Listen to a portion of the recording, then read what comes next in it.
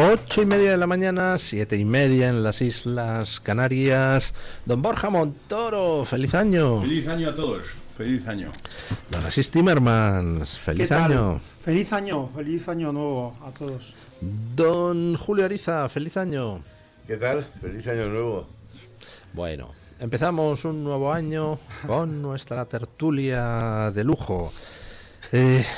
Un año importante para los de la Quinta del 66. Yo soy de la Quinta del 66. Sí, yo también. Lo que pasa es que sé. parece que soy mayor, pero... Un año redondo este. Sí. Bueno, sí, es verdad. Hemos empezado el año pues de una forma un tanto violenta. Lo que ha pasado en la noche de fin de año en distintos países europeos, pues es, como titulaba la BBC, pues una ola de violencia sin precedentes. En lugares como Alemania, Bélgica, Holanda, pues lo que ha habido son turbas de gente, la mayor parte de ella bien inmigrantes sin nacionalizar o bien inmigrantes nacionalizados, utilizando los fuegos artificiales para disparar a la gente, para disparar contra edificios y para disparar contra la policía, los bomberos y los servicios de ambulancias.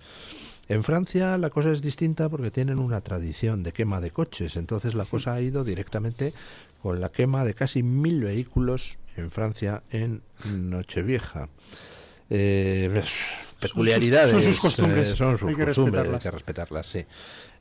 Bueno, no sé, pero creo que las celebraciones de Navidad y de Año Nuevo en Europa eran antes un pelín más tranquilas. No sé, quizás se está haciendo algo mal.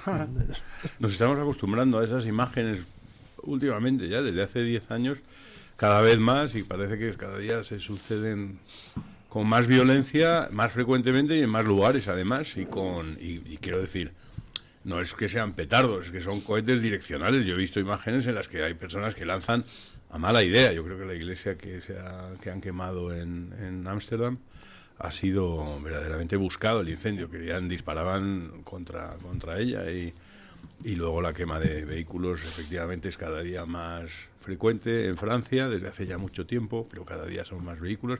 Entonces, una especie de escalada a la que de alguna manera nos han venido a contar a los ciudadanos de toda Europa que esto es lo que hay, que se le va a hacer, es como tenemos que acostumbrarnos a vivir, y que ajo y agua. Y lo que pasa es que no es algo que está aquí para quedarse, sino para incrementarse. Para incrementarse, además. Claro, que usted ha corregido un titular que ha habido en muchos sitios. La iglesia no se ha quemado. Sí, yo lo acabo la han quemado. No, lo ha dicho al ir a perfectamente. decirlo, es que he recordado un titular que acabo de ver. Claro, precisamente. La han quemado. Pero dicho esto, hay varios aspectos. Por empezar por quizá el último, pero que es el que ha citado don Luis del Pino en su brillantísima exposición previa a esta tertulia. Este chico promete, claro, promete, por eso viene más. Sí, por cierto, a ver si vengo más y se cotiza más mi presencia aquí, que es la coordinación, ¿no? Yo tiendo a pensar mucho más normalmente en la convergencia de intereses, en la confluencia de intereses, que en la coordinación, ¿no? Y en este caso sigo pensándolo, pero recuerdo muchas declaraciones de dirigentes, por ejemplo, de Emiratos Árabes Unidos y de otros países, claro, escandalizados y preocupados, diciendo, no entendemos aquí, en los Emiratos, en Arabia, en otros sitios, por supuesto que no permitimos a la Hermandad Musulmana, que es un grupo terrorista, no permitimos que se hagan demostraciones de fuerza en las calles, y que de repente, por ejemplo, un sábado, que no es el día sagrado para los musulmanes, o un domingo, se organice un rezo masivo, pues en Times Square, en Times Square estaba diciendo, pero estaba pensando en realidad en Londres o en otros lados. ¿Por qué? Porque esto se permite, ¿por qué se hace? ¿Y por qué lo hacen allí y no aquí? Porque es decir, es que los musulmanes, digámoslo así, rezan en las mezquitas, ¿verdad? No solo en las mezquitas, pero rezan en las mezquitas. Pero sin embargo, cuando se trata de Londres, rezan en las plazas públicas y hacen demostraciones de fuerza en Londres y en muchos lugares clave de Europa. Entonces, obviamente, se está intentando imponer, está diciendo, don Borja decía, que nos estamos acostumbrando, pero ellos, igual que queman las iglesias, nos están acostumbrando, nos están forzando a aceptar una demostración de fuerza que es solo el principio, porque si yo puedo quemar las iglesias, si puedo interrumpir las navidades, si puedo hacer que no se hagan los mercadillos navideños, si puedo hacer todo esto, por supuesto que puedo hacer, como he conseguido yo, musulmán en Ceuta, que los menús escolares, por ejemplo, sean todos conformes a la tradición islamista o a las normas islamistas o cualquier otra cosa, ¿no? Entonces estamos en un momento en el que no basta parar la realidad, sino que tenemos que empezar ya a revertirla y revertirla va a ser muy difícil porque la islamización no es un problema y más en Francia, pero también en España no es un problema de inmigración ilegal, sino que ya es un problema, y va a ser un problema de segundas, de terceras generaciones de ciudadanos nacionalizados. He escuchado, perdón por interrumpir, favor, gracias, porque al poner sobre la mesa la palabra islamización, me gustaría hacer referencia, he escuchado el mensaje que ha dirigido con motivo del final de año y para dar el año nuevo. Santiago Abascal ha grabado un mensaje que no es muy extenso, pero merece la pena escucharlo porque además hace referencia a la islamización, al islamismo. Él habla de islamismo, no habla ni de islam, habla de islamismo. El islamismo, y él se refiere, y lo dice con mucha claridad, dice que es una ideología de guerra, una ideología de terror disfrazada de religión. Lo cual me parece una caracterización perfecta de lo que estamos enfrentando. Porque el problema es que hay muchas personas que piensan que es una cuestión de libertad religiosa, etcétera, etcétera. Y no lo es una verdadera invasión por una ideología que es tremenda, que es una ideología totalitaria, que es una ideología excluyente, que es una ideología de dominación.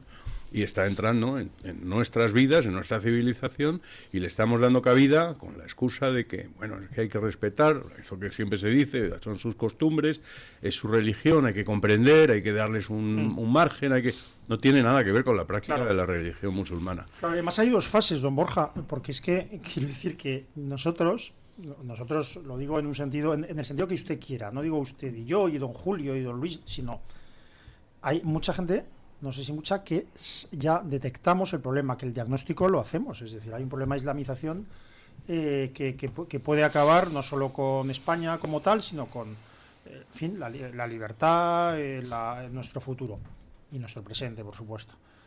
Y entonces esa primera fase, esa primera convicción es fundamental para llegar a la segunda, que es cómo podemos afrontarlo, cómo podemos oponernos a ello, porque yo que soy muy pesimista, a diferencia del enfermizamente optimista don Luis del Pino. Ahora les daré una visión optimista del Claro, asunto. Sí, ahora vamos. Creo que en realidad ahora nosotros me refiero a los que creo que estamos en el lado correcto de este diagnóstico, podemos retrasar el problema, podemos atenuarlo y podemos empezar a ayudar a que se empiece a afrontarlo, pero que va a haber un escenario inevitable de una violencia social importante, de unos enfrentamientos importantes y de unas situaciones excepcionales que van a hacer peligrar, entre otras cosas, la democracia y la libertad individual. Es que la alternativa es un escenario de violencia en la que no hay enfrentamientos sino sumisión. Ese es el problema, que es que llega un momento que sucede un poco, y siempre viene a la memoria, es que el alzamiento del 18 de julio, es que aquello fue... la alternativa era la sumisión. Claro. Entonces, quiero decir, ya había una revolución y ya había una violencia en marcha. Entonces, hay un momento en el que alguien tiene que poner pie en pared y decir, no podemos seguir en este camino. Y siempre con consecuencias, y siempre con consecuencias no queridas. Claro, irreparables. Y son, insisto, son ideologías de sumisión, ideologías de imposición, ideologías totalitarias. Y al hilo de esas cosas, y saliéndonos del islamismo, pero hablando de otra ideología totalitaria, hay que celebrar que hay países en Europa, recientemente Polonia, donde ya se ha prohibido la ideología, los partidos comunistas, al mismo tiempo que, mientras tanto, Izquierda Unida acaba de postear en España un tuit en el que celebra el 67º aniversario de la Revolución Cubana, y de la llegada al poder de los Castro y no tengo ningún problema, en decir el tuit que acabo de retuitear, de una persona a la que yo admiro en lo personal, que es Maite Rico, y que en respuesta a esta celebración asquerosa de estos desgraciados de Izquierda Unida de la Revolución Cubana, la respuesta sutil y necesaria es: sois unos indeseables y unos soberanos hijos de puta. Lo son porque están fomentando el crimen. Pero, en fin, no quiero salir del tema, pero es lo que ocurre, digamos, lo que ha ocurrido en El Salvador con Bukele. Es decir, ¿un estado de excepción es una cosa deseable? No es una cosa deseable. Un régimen carcelario estrictísimo y con unos estados de excepción no es deseable. Lo que ocurre que cuando una sociedad se destruye porque hay no una inseguridad en las calles, sino una alta probabilidad de ser asesinado, violado, extorsionado, porque se ha devuelto de forma organizada a bandas armadas, armadas en Estados Unidos, por cierto, etcétera, bueno, pues hace falta una situación de excepción. Y en esa situación de excepción hay una merma, por supuesto, de las libertades individuales transitoria que tiende muchas veces a hacerse permanente. Bueno, pues algo así va a pasar aquí.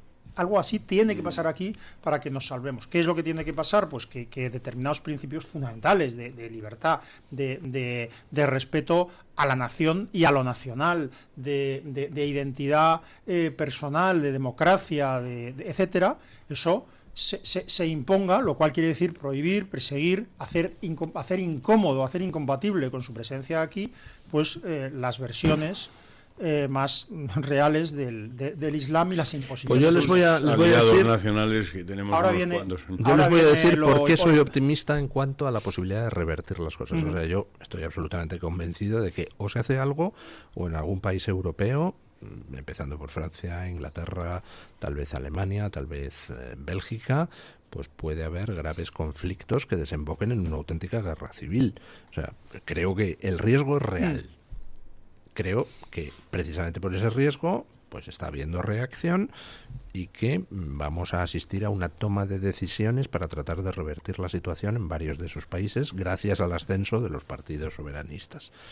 Y creo que esa reversión, ese volver a lo que era la Europa segura de hace 15 años va a ser mucho más fácil de lo que creemos porque se va a contar con un aliado en principio inesperado, que es la propia población musulmana. En Francia ya se está viviendo cómo cada vez son más los musulmanes que votan al Frente Nacional, la Agrupación Nacional, el partido de Marine Le Pen. ¿Por qué?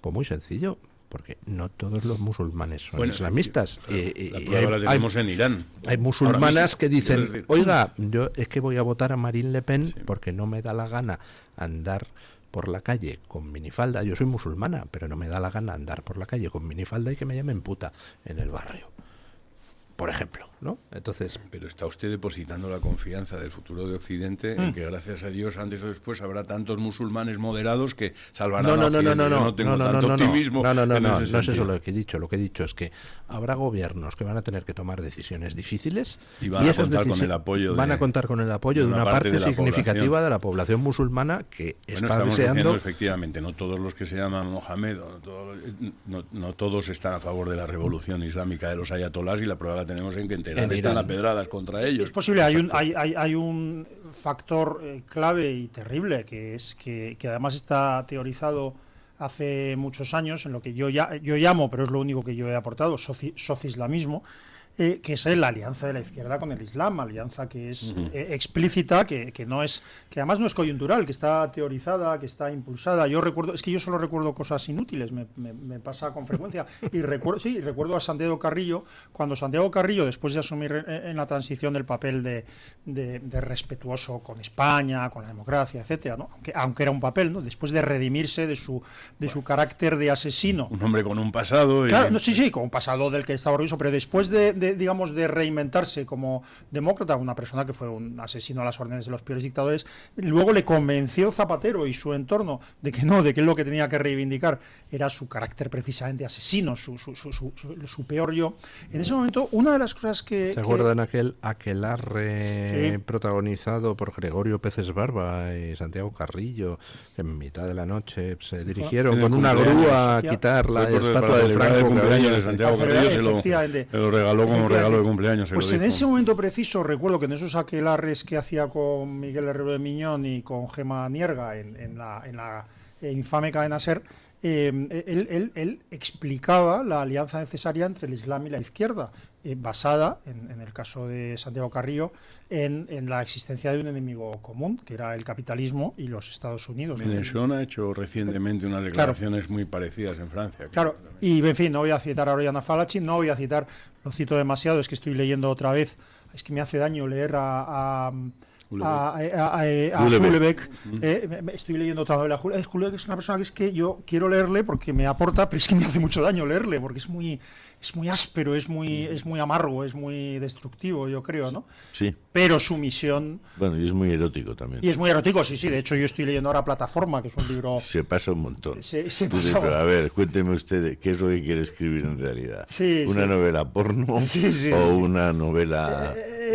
Compite con es verdad, sí, es verdad, pero es verdad, pero quiero decir, su misión describe un escenario y algunos elementos muy interesantes sobre precisamente los efectos de esa alianza de la izquierda con el Islam en el ámbito político y su efecto en Francia, y lo que describe se queda corto. Es lo que ha pasado, sí, sin duda. Sí. Y lo más preocupante es cuando compran las universidades. Bueno. Ese momento es dramático, cuando compran la Sorbona. Claro. Y por cierto, en Estados Unidos, en realidad, no de forma abierta, pero esto ha ocurrido y ya estamos viendo. Ya ha ocurrido. En Harvard, por ejemplo. Claro, claro. Y de hecho, fíjate, es que hay gente que está en contra de las políticas generales. Yo discrepo en muchas cosas de Donald Trump por cuestiones ideológicas, pero es que el problema de Donald Trump es porque probablemente llega tarde. Quiero decir que mi duda con respecto no a Donald Trump, sino al movimiento conservador norteamericano, es si va a conseguir revertir una situación en la cual se está produciendo un fenómeno curioso. No solo se han comprado las universidades, gran parte de las universidades por parte de Qatar, etcétera, sino que la respuesta de la izquierda del Partido Demócrata está siendo la radicalización más brutal. Y desgraciadamente, eso sea bueno o no... Cuidado que se le va a empezar a adjudicar a Donald Trump el que el alcalde de Nueva York ahora sea un musulmán radical. Claro, pero esto me lo sé yo y lo estoy viendo venir por parte de muchos de liberales nacionales. Enseguida van a decir, si no hubiese llegado si hubiese estado Kamala, a lo mejor el alcalde de Nueva York habría sido una persona más moderada. Y de lo que se trata es de ponerle en el debe a Donald Trump. Claro, pero eso va a pasar, pero por suerte o por desgracia, pero no en esto no tienen complejos. Pero es que ayer o antes de ayer, creo que ayer estaba Alexandra Ocasio-Cortez, ese es el nivel. Estaba antes de esta ley de Pajín, hombre. Es Irene Montero. Es que no hay paraíso sin serpiente, así. No hay paraíso sin serpiente.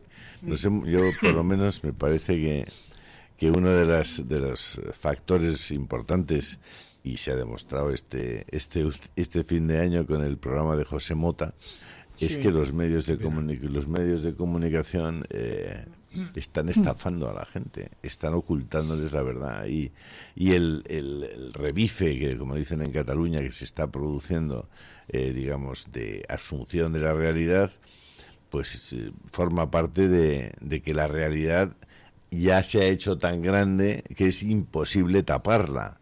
Pero claro, es que se han pasado muchos años engañando a la gente y ocultándoles la verdad de las cosas, la verdadera información. Lo de José Mota me dio una pena enorme. Da pena un poco, porque claro, yo comprendo, además es una cosa que está grabada, no es en directo, indudablemente. Entonces, quiero decir, si hubiese intentado salirse del guión que le han marcado, de las líneas que le han marcado, sencillamente no habrían emitido el programa y habrían puesto a Broncano, a saber.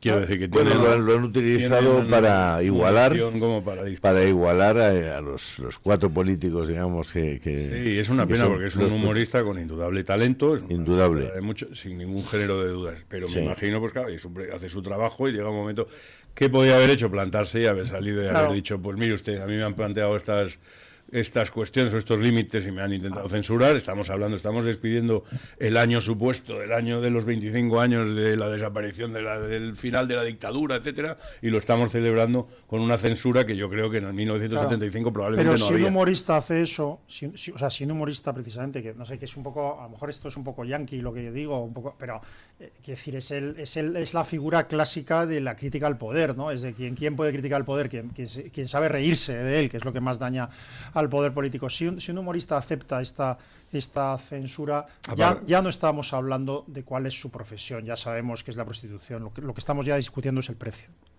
Esta es la claro. Ha sido lamentable, pero hay un factor que es decisivo, y es que están usando el dinero público para malversarlo, porque están... Lo malo es que estén usando dinero público para malversarlo, es que solamente usan dinero público para malversarlo. Claro. Ya llega un momento que han llegado a ese extremo. Claro, es que la gente discute a veces si Broncano es bueno o malo. A mí Broncano me parece un tipo, en fin, no voy a decir lo que me parece, pero no me gusta mucho. Pero a mí es que no lo veo. Pero a mí me ya sí, pero yo lo vi porque Broncano era una persona, por eso le ficharon que nuestros hijos, por decirlo así, veían en programas, digamos, supuestamente marginales. Sí. Pero a lo que voy es que la gente... Lo ha dicho usted bien. Veían, sí. Pero lo que quiero decir es que la gente discute si le gusta o no Broncano, o si le parece bien que Cerdán o que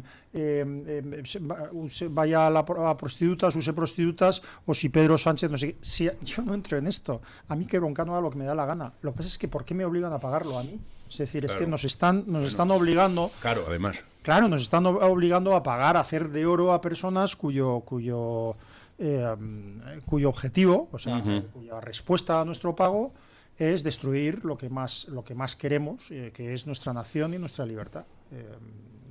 Esto es así, pero yo creo que por lo menos nos hemos... ¿Han hablado ustedes? No, estamos dando vueltas, yo creo, un poco a todo lo mismo, ¿no? Si es que al final todo está conectado, y si Occidente está como está, porque tenemos una élite política progre dispuesta a todo para conquistar y mantener el poder, dispuesta a pagar a humoristas o a supuestos humoristas para que tengan programas de televisión de loa al líder, a aliarse con lo peor del islamismo, claro, para destruir Occidente porque lo odian.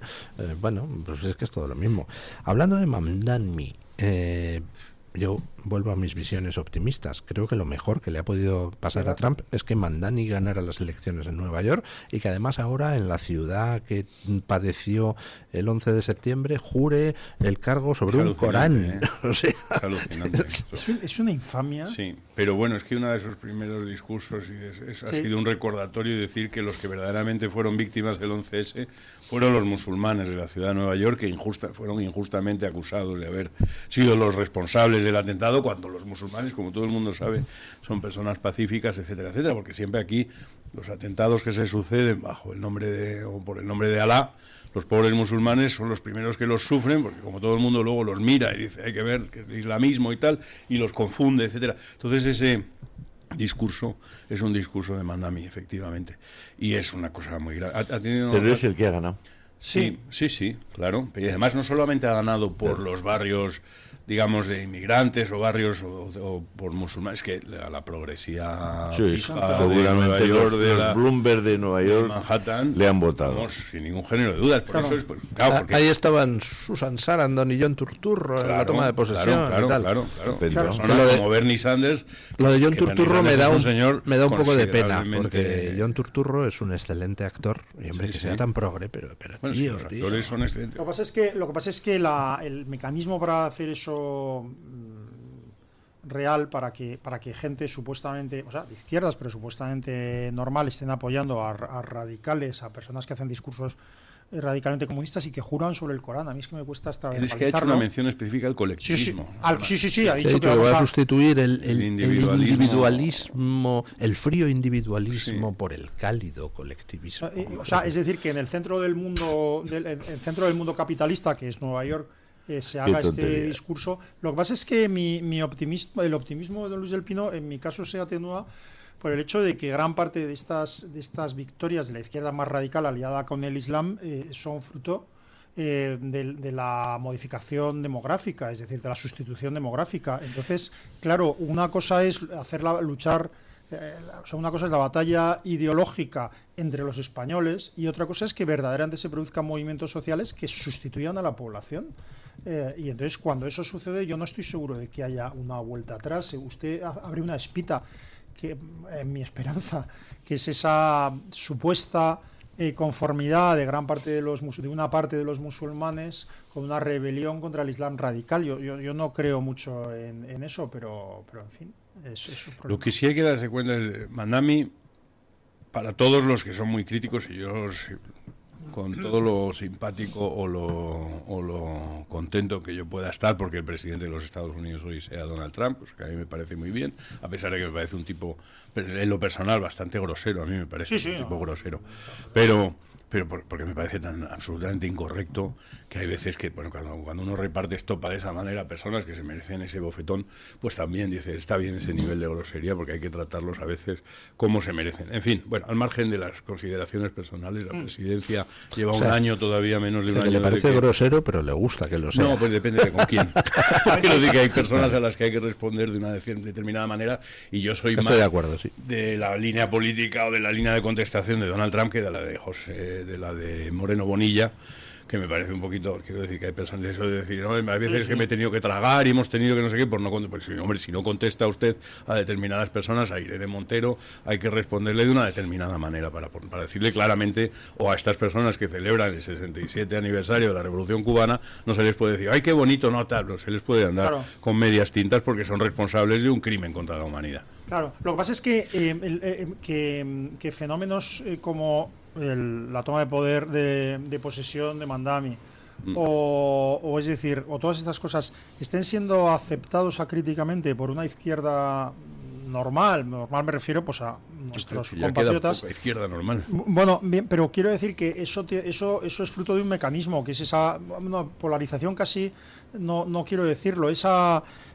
demonización verdaderamente del adversario político, que en el caso de Donald Trump ha sido muy clara. Es decir, ¿qué se ha hecho con las políticas de Donald Trump? Algunas de las cuales están siendo brillantes. Por ejemplo, el fin de la discriminación brutal de la mujer en los deportes profesionales, por ejemplo. Eso, pero mil cosas, ¿no? Entonces, ¿pero qué pasa? Que todo eso no sirve, porque se ha hecho un mecanismo muy, muy, muy, muy simple y que curiosamente funciona en la izquierda más intelectual, y digo intelectual sin ningún tipo de retintín, que es hacerles ver que Donald Trump es el mal. Claro. ¿Cómo se hace eso? Sí. Claro, es que, ¿y por qué es el mal? Porque insultó a Zelensky. Sí. Porque hombre, a lo mejor está intentar acabar con una guerra y tal. No, claro, pero es que está intentando machacar a Ucrania, y aparte de eso, porque es muy amigo de... Porque es básicamente es un agente soviético. Lo he oído a lo largo del año, pero no me estoy inventando. Claro, entonces el hecho de que Donald Trump sea el mal, lo que lleva a cierta izquierda, repito, izquierda no de un nivel intelectual bajo, es sencillamente denigrar cualquier cosa que haga Donald Trump y preferir cualquier cosa, incluido Mandami, a Donald Trump. Claro, el problema están perdiendo facultades porque todavía no le han llamado felón. ¿A quién? A Donald Trump. Bueno, pero... Hace 200 años los progreses le colocaban ese San Benito a alguno. Y usted acabaría haciendo un libro sobre Donald Trump. El problema es que el ataque no viene de la izquierda. Pero el problema es que no viene de la izquierda. El problema es que hay una derecha que colabora en ese ataque contra Donald Trump. Tenemos un líder mundial que por primera vez se levanta y que está acabando y haciendo cosas que efectivamente están minando los cimientos de toda la estructura y todo el edificio progresista woke que se ha construido desde hace muchos años y que está muy sólidamente cimentado. El desfondar a Planned Parenthood, ese tipo de cosas, eso se está haciendo desde la administración americana. Y la prensa más española, más, digamos, de derecha moderada, lo critica básicamente más. Las críticas que le pueden venir a Donald Trump desde la cadena COPE no son mucho más acerbas, no son muy diferentes de las que le puedan dirigir desde el país. Es que hay gente que está empeñada en contarnos en España. Ese fenómeno no es solo español. O sea, la oposición fundamental en Estados Unidos a Donald Trump, mucho más dura, Trump, estos los republicanos, mucho más dura que la del Partido Demócrata, fue la del tradicional Partido Republicano. Que a los que ha laminado, por supuesto. Son tremendos y andan buscando siempre el más mínimo traspiés, la más mínima declaración, etcétera. Y que hay personas que están empeñados en decirte que es que si Donald Trump no estuviese en la Casa Blanca, quien estaría sería Cayetana Álvarez de Toledo. Y no es verdad. no es verdad. No se puede criticar a Donald Trump sin asumir al mismo tiempo la realidad de que si no estuviese Donald Trump estaría Kamala Harris, que es lo más parecido a Mandami que hay en el país. Quiero decir, habría sido incluso peor que Mandami. Esto es la alternativa. Sí, ¿sabe usted por qué habría sido peor que Mamdani? Pues porque Mamdani es impresentable, es sectario, la izquierda más dura y profunda, pero al menos no es estúpido, con lo cual entra dentro de lo previsible según las categorías aquellas de Chipola, mientras que Kamala Harris Harris habría sido la continuidad de un títere estúpida, al que gobiernan como una marioneta. Es imprevisible, es capaz de tomar decisiones estúpidas que le hacen daño a ella y te machacan a ti, ¿no? Pero es un poco no quiero mezclar temas, pero es un poco lo que pasó en España con el gobierno de Aznar, que creyó que administrar con cierta seriedad las cuentas públicas bastaba y que no había que dar una batalla cultural o hacer... No, que bastaba con que nosotros ya hemos ganado y no hay ningún problema. Entonces, curiosamente, la reacción política de la izquierda no fue una alternativa socialdemócrata, sino fue remover directamente los cimientos en los que se basa esta nación. Esta nación y su libertad, es decir, entonces eso fue Zapatero, es decir, ¿qué cree que? Bueno, claro, eso es que yo creo que fue una de las condiciones que aquí todavía vivimos la resaca de una atrocidad que sucedió en Madrid y que además tiene una lectura que está por ver y que deberíamos sentar a mucha gente en un diván, que es que se mató a 200 personas en Madrid y hubo gente que se rebeló contra el gobierno de la nación. Lo primero que hizo fue es decir, esto no sucede en un país normal, en un país que se protege a sí mismo. Yo por eso, a mí, al margen de que sean judíos, musulmanes, cristianos o lo que sea, es que el Estado de Israel como Estado, como nación, a mí siempre me ha parecido envidiable porque tiene muy claro que la supervivencia del Estado como nación es su primordial. Y ahí se unen como una piña y no son ni mucho menos parecidos unos con otros y tienen unas políticas muy severas. Pero a la hora de defender su nación son estrictos. Pero a lo que voy es que uno podría pensar que los excesos de la ideología woke o los excesos que en Estados Unidos se están produciendo con la islamización, etcétera, quiere decir que cuando ganan los republicanos, de alguna manera lo lógico sería que los propios izquierdistas, los propios demócratas moderasen esos excesos woke y el fenómeno que se está produciendo es exactamente el contrario, es decir, dos tazas. Entonces, quiero decir que es que la izquierda ahora mismo que está ganando elecciones, Don Luis, está ganando elecciones, es la izquierda de Bernie Sanders, o sea, la que apoya a Bernie Sanders y la que apoya a Ocasio-Cortez, etcétera. Y están apoyando abiertamente y están aplaudiendo como locos a un tipo cuando Ocasio-Cortez dice, y gracias a Dios, tenemos al primer alcalde musulmán, y lo aplauden con las orejas. En el Partido Demócrata hay que ver el ala que está tomando la dirección del partido. Claro, entonces es como si se estuviera decidiendo ahora mismo verdaderamente el futuro de los Estados Unidos y por lo tanto el futuro de uno de los bastiones de la... Mal que nos pese, yo soy ¿Qué cree usted que va a pasar? No le pregunto nada porque es la hora de ir a pausa publicitaria.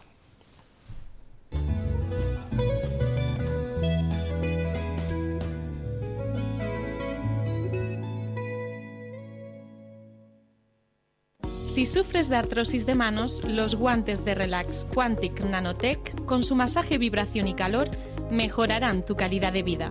Eficacia demostrada en ensayo clínico. Recuerda, si tienes artrosis de manos, guantes Quantic Nanotech. Y para las personas que lo tienen localizado en la rodilla, la rodillera de Mejorando tu Vida, que utiliza ondas de radiofrecuencia.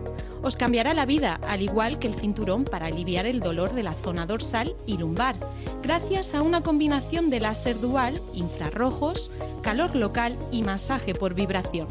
Recuerda, llámanos al 900-730-122 y si llamas ahora, solo para los oyentes de Radio Libertad, gratis un tensiómetro que habla. 900-730-122. Cuando depositas plástico, metal y bricks dentro del contenedor amarillo, facilitas su reciclaje en nuevos productos y mantienes limpia nuestra ciudad. Haz tu magia con el reciclaje. Colaboran Ecoembes y el Ayuntamiento de Madrid. ¿Por qué ayudan los que ayudan? Trabajadores sociales, educadores, voluntarios, investigadores. A pesar de las dificultades, dedican su día a día a ayudar a los demás porque creen en la utopía de una sociedad más justa para todos. Porque lo imposible solo es un poco más difícil que las cosas difíciles. Fundación La Caixa. Creer para transformar. La doctora Margarita Esteban, especialista en medicina estética desde hace más de 25 años, llega a Madrid con el revolucionario tratamiento Endolit para el rejuvenecimiento facial y corporal. Elimina grasa y tensa tu piel con la tecnología láser Endolit, sin necesidad de quirófano, sin baja de recuperación, con resultados en una sola sesión. Visita a la doctora Margarita Esteban en la clínica Sandra Oliveira en Antonio de Maura 7, El Retiro, o agendando tu cita de evaluación en el 689-707-317. Radio Libertad te desea una feliz Navidad.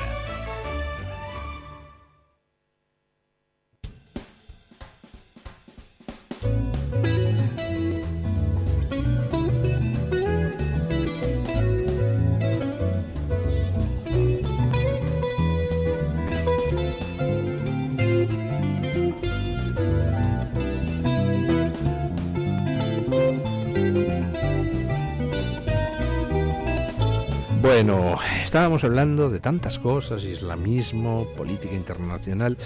¿Creen ustedes que esta vez sí que sí la revolución en Irán saldrá adelante? Porque parece que se confirma al menos 6 muertos, cerca de 30 ciudades con manifestaciones, por primera vez mensajes en el régimen diciendo que bueno, que respetan el derecho a protestar, pero que la gente no caiga en provocaciones extranjeras, etcétera. Lo cual parece un síntoma de debilidad por parte del régimen. ¿Cree que esta vez van adelante las cosas o la represión se terminará imponiendo? Yo soy optimista en esto, pero no por lo que está ocurriendo en las calles, y me explico. Es decir, el heroísmo sin precedentes de la población iraní tiene su respuesta en el salvajismo más brutal del régimen de los ayatolás, quiere decir que no se para ante nada, ¿no? Y he escuchado lo que usted ha contado de esos signos de supuesta debilidad, pero no se para ante nada. Yo creo que hay un factor que no se está diciendo mucho abiertamente, pero que sí es esencial, es que en realidad en la posición del régimen de los ayatolás se ha venido debilitando en los últimos años, y se ha debilitado, entre otras cuestiones, por la actuación abierta en algunos casos y subterránea y encubierta en otros de Israel. Quiero decir, tanto en cuanto a las eliminaciones de personajes clave del régimen y sobre todo de su aparato represor, como a otras organizaciones. En ese sentido hay una alianza, pues claro, yo creo que nada oculta entre Israel y la oposición iraní. Claro. O sea, la oposición iraní ha salido en defensa de Israel después del 7 de octubre, claro, y en caso de que cayera el régimen de los ayatolás, el régimen iraní que le sustituyera, pues sería un aliado de Israel sin ninguna duda, lo cual, por cierto, plantea interesantes problemas geoestratégicos de cara a esa pugna que mantienen Arabia Saudí, Turquía, Irán por la primacía en la región, ¿no? Claro, por lo cual todo es imprevisible. Entonces, yo creo que la clave de ese triunfo, desgraciadamente, está menos en las calles que en esa organización del régimen que le sustituía, porque es que al final muchas veces lo que pasa aquí es que si la represión no es lo suficientemente brutal como para atenuar o como para acabar con las rebeliones callejeras, lo que sucede es que hay un golpe interno por un ala más represiva. Quiero decir, claro, porque si no hay una salida clara, esto es lo que sucede, ¿no? Entonces, dicho esto, a mí yo no veo mucho la televisión, o sea, digo, en estos días, normalmente no la veo, pero en estos días todavía menos, ¿no? Entonces les pregunto a ustedes, ¿no? Pero yo tengo la sensación, yo no veo en los medios, la repercusión que tendría que tener en medios de comunicación reales lo que está ocurriendo en las calles de Irán. No la veo, no sé si es probablemente la lectura más interesante. Bueno, quiero decir, es muy importante lo que está pasando, y es evidente que hay una buena parte de la población dentro de Irán que reivindica libertad y que quiere abandonar el régimen tiránico de los ayatolás, etcétera, que se sostiene por la fuerza, pues como se sostiene el cubano o como se sostiene Nicolás Maduro. Lo que sucede con los países y la represión hoy en día en este tipo de países es que es muy difícil que una revuelta popular, por muy bien organizada que esté, por muchas barricadas que se levanten, etcétera, etcétera, que los medios de represión en esos países no son como los occidentales. No se trata de que tengas un frente, la línea azul que dice Macarena Olona, que aguanta carros y carretas de lo que les tiren y etcétera, que es gente que dispara. Porque además llega un momento que las fuerzas, cuando se pasa a un determinado límite, van a actuar y actúan a tiro limpio. Además es que al final, claro, es que además al final, bueno, iba a decir una inconveniencia, es que al final hay que tomar el Palacio de Invierno. Digo una inconveniencia porque el Palacio de Invierno en realidad no había nadie. Pero lo que quiero decir, lo que quiero decir es que metáfora, efectivamente. Claro, lo que quiero decir es que al final, de hecho, la llamada revolución soviética o la revolución rusa, o sea, no fue una revolución, fue un golpe de Estado, fue un putsch clásico. Es decir, quiere decir que todo lo demás son fuegos artificiales, fue un golpe de Estado. Entonces, lo que quiero decir es que en Irán va a tener que estar organizado un golpe me refiero a la toma física de los centros de poder. Ejército importante, lo suficientemente importante como para añadir fuerza y para que el enfrentamiento sea de igual a igual, porque las armas de fuego militares no se pueden combatir con piedras y con barricadas. Eso es imposible, no funciona, no sale, por lo que dice usted, porque no se puede acceder a Nicaragua, lo que ocurrió. Ni en ningún lugar. Y no hace tanto, y mataron a más de 500 personas hay un momento calle, en el que a tiros. Las fuerzas tienen que decir, equilibrarse. No lo derriba a la gente porque salga a la calle, sino porque parte del ejército entra, otros que detienen a Ceausescu y lo sacan y lo fusilan. Y de hecho lo fusilan para quedarse ellos mismos con el poder y prolongar, de hecho, la dictadura en Rumanía durante lo que viene y dice, bueno, esto es cuestión de apuntarse y ellos son esa mentalidad gato pardo un poco de decir, vamos a ver, es la ocasión y es lo que yo creo que se está intentando tal vez incentivar en Venezuela, cosas de este tipo. Claro, entonces es curioso porque por eso yo creo que la esperanza del régimen, de Irán, es que esté organizado una sucesión. Yo verdaderamente no sé si la figura de Reza Pahlavi, estaba en Egipto hace poco. Tengo que confesar que me sorprende. Y que no sé si eso es una distracción. Sí. No lo sé, es una especie como Simeón de Bulgaria en un momento dado. Claro. Es una especie de reminiscencia de un pasado que luego viene desde el punto de vista, porque él se presentó ya no como rey Simeón se presentó como presidente. Como primer ministro, además, y se hizo votar y todo. Es una cuestión de decir, de los intereses, es decir, ¿quién tiene interés en que caiga el régimen de los ayatolás? ¿Cuántos enemigos tiene realmente? Y tiene un buen montón de ellos y tiene un montón de intereses, también tiene muchas personas que lo apoyan, etcétera, etcétera. Ahora he visto imágenes de que llegaban aviones desde Bielorrusia que venían cargados de armamento para munir al régimen frente a las revueltas. Y luego, no me quiero ir al pasado remoto, pero el apoyo en su momento del régimen francés, del gobierno francés, a la instalación del régimen de los ayatolás, yo creo que es lo más infame. Lo más infame que ha hecho Francia, porque recordemos que Francia ya en Lepanto apoyaba al turco. No solamente desde París y desde el régimen francés, sino las cosas que escribía el New York Times en 1979 sobre hay que confiar en los intelectuales británicos sobre Stalin, mientras les daban paseitos o el New York Times mismo cuando alababa a Castro y a los barbudos, que cuando estaban todavía en Sierra Maestra, la revista Time cuando nombraba personaje del año a Hitler, ¿no? También. No recordaba yo eso. Todo, efectivamente, todo de la prensa. Y ahora mismo, entonces, no sé la cobertura que se está dando a... No lo sé, supongo, espero y... Yo he visto imágenes esta mañana en televisión. De Irán, en el café. De Irán. Sí. Les tomaba un café ahí enfrente antes. Espero que no sea solo Israel, y no lo digo porque yo soy un confeso sionista, lo digo así, pero quiero decir que la configuración de las fuerzas en Oriente Medio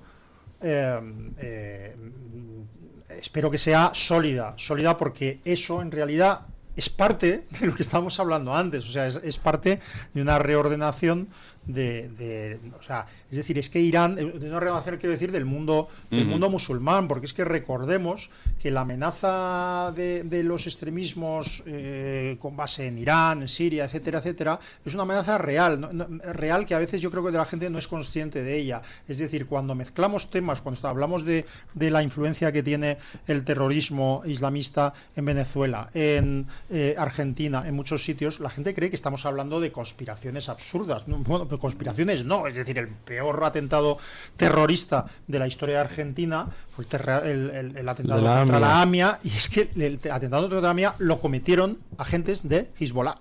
Es decir, lo cometió la gente de Irán.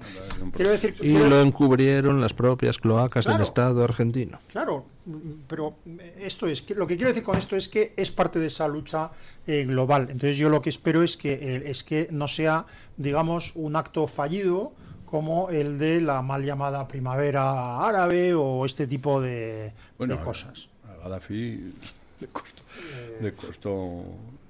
le costó muchas cosas, sí. Pero le costó todo. Sí, quiero decir que ha pasado un poco de todo y todo. Yo de todas maneras que tampoco quiero decir que es cierto que hay una... A Gaddafi le desearon una buena entrada de año en gallego, ¿no? Pero ¿sabes por qué? Porque había financiado la campaña del señor Sarkozy. Sí. O sea, es que se lo pulieron los servicios secretos más para que no hablara. Claro, es que... Claro. Sí. En fin.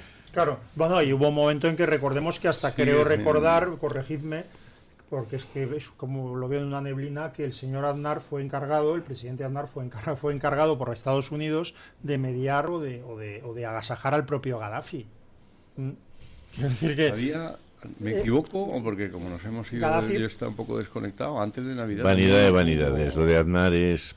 Hubo conflictos en Siria. Pobre hombre. Es cierto. Sí, pero lo que quiero decir es que el régimen Gaddafi pasó de conflictos en Siria. Bueno, en Siria el gobierno sirio ha desarticulado, o eso dice, una serie de atentados previstos para el día de fin de año por las milicias cercanas al ISIS. O pro-ISIS. Sí. Bueno, pero lo que quiero decir, fijaos, yo soy muy pesimista, lo he dicho desde el primer momento, pero yo creo que algo se está moviendo en el mundo en reacción a lo que parecía hasta hace nada un inevitable proceso de islamización, de triunfo woke, de la izquierda aliada con el Islam, del avance chino en gran parte de África y en gran parte de Hispanoamérica. O sea, todo eso, yo no sé qué impresión tenéis vosotros, pero a poco que piques en un lado y otro, es como si vieras que es una luz que tú puedes refugiarte de él, pero no vas a poder pararlo, ¿verdad? Yo lo veía así hasta hace nada. Hay una reacción y hay un poco de respuesta, pero yo creo que todavía estamos muy lejos de poder cantar victoria y de decir, bueno, ya se ha revertido la situación. Nos espera una larga batalla, pero por lo menos ahora llevamos la iniciativa. Sí, por supuesto, quiero decir que desde hace un año es evidente que si el 2025 hubiese empezado con una presidencia de Kamala Harris, esto habría sido, yo creo que desastroso. Estaríamos ahora mismo celebrando el año a saber en qué condiciones. Claro, y ahí nos la jugamos. ¿Se imaginan ustedes que el fenómeno de sustitución de población en Estados Unidos hace que esa victoria musulmana no solo se produzca en Nueva York, sino que se extienda a lo largo de otros centros críticos en el país?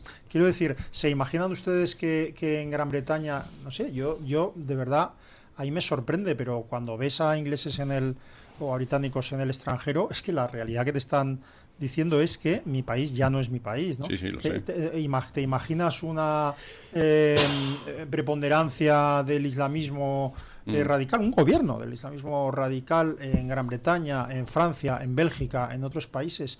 Quiero decir, eso, yo no digo, eso no es reversible sin un enfrentamiento, sin una situación gravísima a nivel social. Y va a tardar muchos años. Aquí nos costó 800 años. Ya. Sí, eso es verdad. Y se recuerda de vez en cuando y parece mentira y tal, pero como... Bueno, hoy se conmemora la toma de Granada. Efectivamente. ¿Granada qué? El día 2 de enero.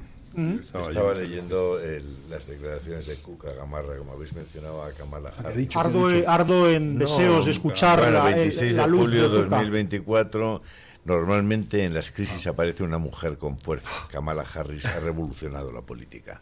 Claro, si la visión con la que podemos confiar en el cambio en el futuro es la de mujeres como Cuca Gamarra, estamos verdaderamente jodidos. Kamala Álvarez de Toledo dijo que Trump estuviera en la Casa Blanca es una vergüenza para Occidente. Tampoco se quedó corta.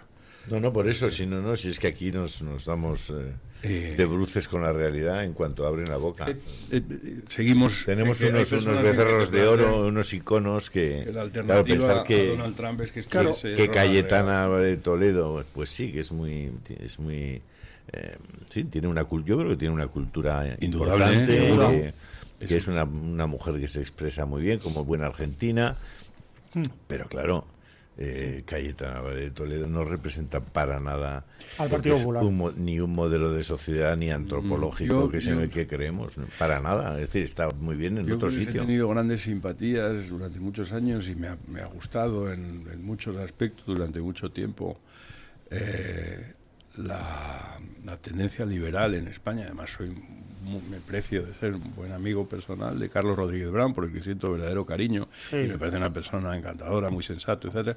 Creo que la ideología liberal está mucho mejor representada por personas como él que por las voces cantantes que tiene hoy en día, que están haciendo que la gente empiece a tener verdadera antipatía por una ideología por la que no se debería tener antipatía, sino verdaderamente es una ideología muy válida con la que se puede discutir unas cosas y otras, pero se están convirtiendo en una especie de eco, de caja de resonancia de algo parecido a lo que eran los progres antes. Los liberales españoles creen tanto en la libre competencia que no pierden ocasión de pegarse tiros en el pie para facilitar a sus competidores la competencia. Sí. Son muy... el caso de Cayetana son personas... Me encanta meterme con Don Asistino. Sí, forma parte de aquella vieja guardia simpática y siempre asequible, etcétera. Por lo de vieja, ya no por lo de guardia. Yo cuando escucho esas loas por parte de personas muy cercanas a Cayetana de Toledo, me pregunto qué ha hecho Cayetana, porque yo he visto lo que ha dicho, pero lo que ha hecho... pues yo se lo digo, por ejemplo, lo que ha dicho ha sido que eran intolerables las discriminaciones por razón de sexo, y luego coge y vota a favor de una reforma del artículo 49 de la Constitución donde se discrimina a los varones discapacitados frente a las mujeres discapacitadas. Por ejemplo, ¿no? Eso sí son cosas que ha hecho. Sí. A mí lo siento, los que hacen muy bonitos discursos, pero luego hacen lo contrario de lo que predican, me dan mucha grima. Y lo siento, doña Cayetana me da mucha grima por ese motivo. Por cierto, me perdonáis, ahora entro a los anzuelos que tira don Luis, pero... Me encanta picarles. Pero mi amigo, el que lleva el estupendo blog de Macro y Mercados, gran blog, muy recomendable. Un gran blog. Además tiene en su cuenta de Twitter una recopilación de los, creo que va por 700 y pico casos de corrupción de la etapa Sánchez. Sí. Pues mi admirado Macro y Mercados nos manda un tuit, dice matemáticas al hilo de lo que hemos dicho sobre la inmigración musulmana y sobre el poder de la demografía. No lo voy a citar ahora, pero invito a buscar Macro y Mercados en Twitter o el blog Macro y Mercados, que da los datos además de forma muy, muy comprensible y muy brillante. Yo creo que es una vergüenza, don Julio, perdone, es una vergüenza que esa demonización, o sea, esa polarización, yo no sé muy bien cuál es el origen, haya llevado, no digo a Cuca Gamarra, porque Cuca Gamarra es la... Es insustancial. Sí, es la cosa sin sustancia, el muñeco perfecto, ¿no?, para ser manejado por otros. Pero a gente como Cayetana, que a mí sí me ha gustado muchas cosas de las que decía, no de las que hacía, etcétera, etcétera. Pero bueno, hay una talla intelectual distinta a la de Cuca Gamarra, es decir, ¿no? Y no solo en Cayetana, sino en otras personas, no en muchas, pero en otras personas, ¿no? Entonces, que estas personas precisamente, que tienen una responsabilidad mayor, porque son personas que saben, que conocen la historia, que conocen las cosas, hayan cometido actos que a mí me parecen infames y además por cuestiones de conveniencia personal, que es despreciar a Trump frente a Kamala. No digo alguien, no, yo discrepo de Trump en muchas cosas, porque además discrepo porque precisamente es el típico conservador del que discrepo por ser conservador, pero no por eso le pongo por detrás de nefastos y malvados personajes como Kamala. Que Cayetana haya hecho esto, que no hayan felicitado todavía a Milei, que no hayan apoyado a Milei. No era su candidato.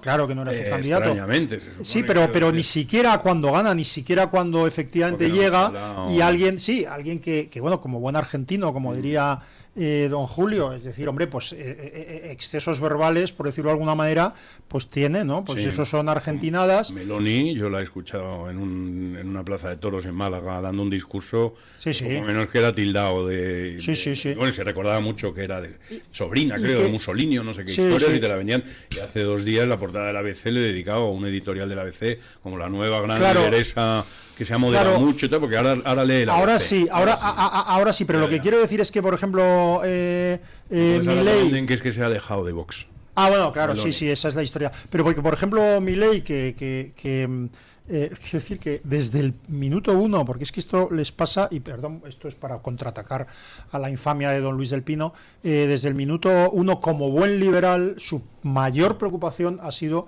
los más pobres. Y desde el minuto 1, el brutal ajuste. Pero estoy de acuerdo con eso. O sea, yo soy liberal precisamente no para defender el derecho de los ricos a ser más ricos, sino para defender el derecho de los pobres a hacerse ricos, porque el liberalismo económico y el liberalismo social en general, al final lo que hace es precisamente garantizar que los más débiles puedan salir adelante. Tiende a distribuir la riqueza mejor que si se aplica como Dios manda, la libertad. Sí, había simplemente, ¿no? La libertad personal. Claro. Había un profesor argentino muy bueno, que es que no recuerdo el nombre, pero era uno de los que siempre ha venido a los Juan de Mariana, etcétera, que era muy bueno porque decía: la división del trabajo que provoca el capitalismo ha hecho que incluso yo, que soy tonto, pero tengo solo una neurona, pero esa neurona me funciona bien. Bueno, pues el valor de esa neurona, gracias a la división del trabajo y el sistema capitalista, hace que yo pueda vivir bien, ¿no? Que es lo que le pasa, mutatis mutandis, ya lo he dicho, a Messi o a otros personajes.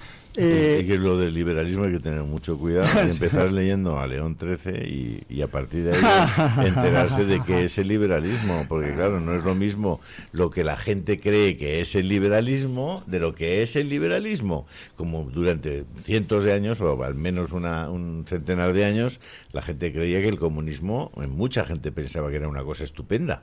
Mucha gente lo pensaba y no sabían lo que estaban diciendo. Ni el liberalismo ni el comunismo son cosas estupendas, desde mi punto de vista, tal como se concibieron. Otra cosa es la libertad. Vale. La libertad es otro asunto y la doctrina social de la Iglesia es otro asunto, de que nada tienen que ver ni una con el comunismo ni otro con el liberalismo. Esto es recoger el guante, que no voy a seguir porque me parece que no, vamos, ni siquiera estoy en condiciones de recogerlo, pero quiero decir que merece la pena hacerlo en un marco, quiero decir, hacerlo en serio, ¿no? Pero dicho esto, es decir, que Milei, que era a lo que he dicho, ha beneficiado fundamentalmente a los más pobres y a los más débiles en Argentina. Claro. Y además él era consciente de que un ajuste tan fuerte como el que había que hacer en Argentina y una depuración tan fuerte iba a tener un impacto muy cercano, muy inmediato de mejora del bienestar público, pero que inevitablemente el shock la travesía del desierto. Afecta directamente, y por eso el único ministerio que no solo no redujo su presupuesto, sino que lo aumentó sensiblemente fue el que llamaba recursos humanos, que al final era el que llamaremos de política social. Resumen que ignoran, no digo las cucas gamarras, porque las cucas gamarras no me interesan, pero que ignoran las Cayetanas Álvarez de Toledo, que es que la reducción de la pobreza y el incremento de la renta disponible de los argentinos es espectacular en un país en el que todavía hay unos desequilibrios y unas cargas regulatorias brutales. Pero han demostrado que si se da la batalla se puede ganar. Claro. Pero aquí no nos acompañe. Pero que si no se da... Ha ganado la batalla y resulta que estamos... que se ha dado la vuelta como un calcetín prácticamente a América hispana. Y va a ocurrir en Brasil, y va a ocurrir en Colombia, y va a acabar ocurriendo en Venezuela. ¿Pero por qué? Porque hay el impulso de ese Trump tan odiado. Sin Trump, como tú lo decías, con Kamala, imaginaos lo que sería el mundo. Y pues Kamala era la que querían los políticos españoles en su mayoría. Claro, pero si hubiera ganado... Pues hablamos de que hay que ir a la pausa publicitaria. Pues me iba a meter con usted. Andiamo. Pues ahora le dejo. A ver.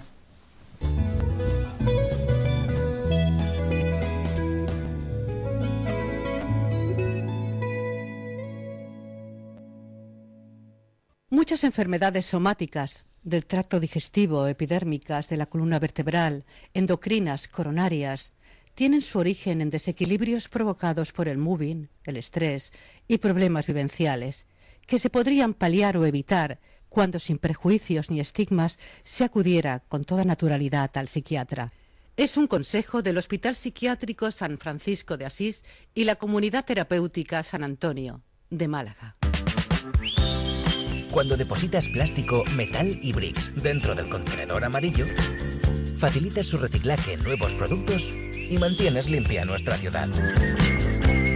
Haz tu magia con el reciclaje. Colaboran Ecoembes y el Ayuntamiento de Madrid.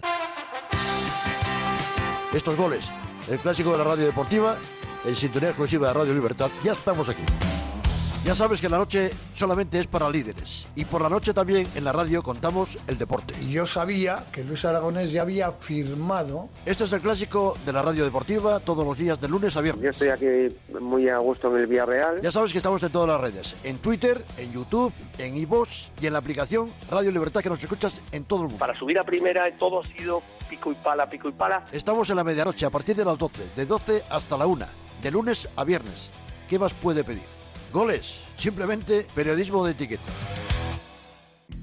La doctora Iradier, especialista del Instituto de Microcirugía Ocular, IMO, Grupo Miranza en Madrid, utiliza el tratamiento más eficaz para la enfermedad del ojo seco con la nueva tecnología de luz pulsada óptima IPL. Con centenares de pacientes tratados y excelentes resultados, la doctora Iradier es referente en España de esta innovación oftalmológica. Doctora Iradier en IMO, Grupo Miranza. Teléfono 910-783-783. Calle Valle de Pinares Llanos 3, Mirasierra, Madrid.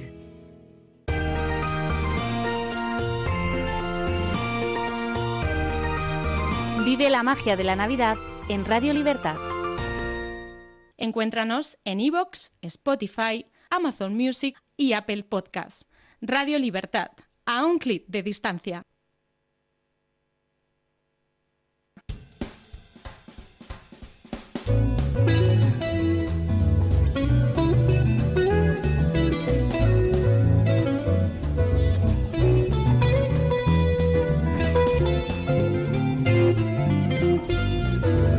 Pausa publicitaria volvemos de ella y vamos a hablar un poquito de elecciones, porque hemos tenido elecciones en Extremadura, tenemos ahora otras en Aragón, que a mí la verdad es que me llama mucho la atención y al mismo tiempo me llena de esperanza ver cómo se estaba aplicando sordina a esas elecciones. Uno entra en los periódicos, incluidos los periódicos específicos de Aragón, y se encuentra con que las elecciones son casi un tema secundario, y dices, uy, qué mal lo deben de ver. Están votando dentro de un mes.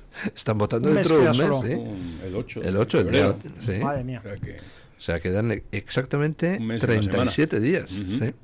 Y sin embargo, enhorabuena a Nolasco por haber sido elegido para representar a Vox. Es muy buen tipo, muy joven. Tiene además, cabeza. Yo creo que es un gran acierto de Vox. Una de las cosas que conviene es empezar a confiar decididamente por los candidatos que llevan tiempo trabajando. Yo creo que fue un error aquel descenso en paracaídas de Macarena Olona en Andalucía en su día, por ejemplo. Ese tipo de apuestas no fueron acertadas. Y ahora es mucho más. Hay personajes que llevan trabajando sobre el terreno mucho tiempo, como ha sido el caso de Óscar Fernández en Extremadura, como será el de Gavira en Andalucía, o el de Nolasco. Sí, son personas, o pasará con Antelo en Murcia. Es muy importante valorar la estabilidad emocional. Yo creo que eso es muy importante. Sí, y luego la participación de... Bueno, claro, es que el problema es que Santiago Abascal le espera un año en el que va a tener que despedirse de su familia, porque lo que ha hecho en Extremadura ha dado frutos indudablemente y se ha pateado Extremadura de rincón a rincón.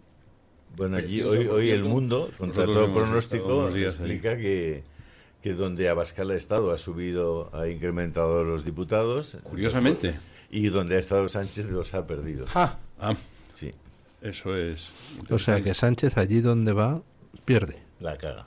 Son perdos. Abascal, el turista, que decía Guardiola. Sí, sí. Abascal le ha ido bien y ahora le va a tocar conocer Aragón a fondo, por supuesto. Claro, pues eso para alguien que aspira a la presidencia del gobierno de España, yo creo que no está nada mal. Que conozcas a la gente y que conozcas sus problemas de verdad. Lo que pasa es me parece fantástico. A mí me encantaría.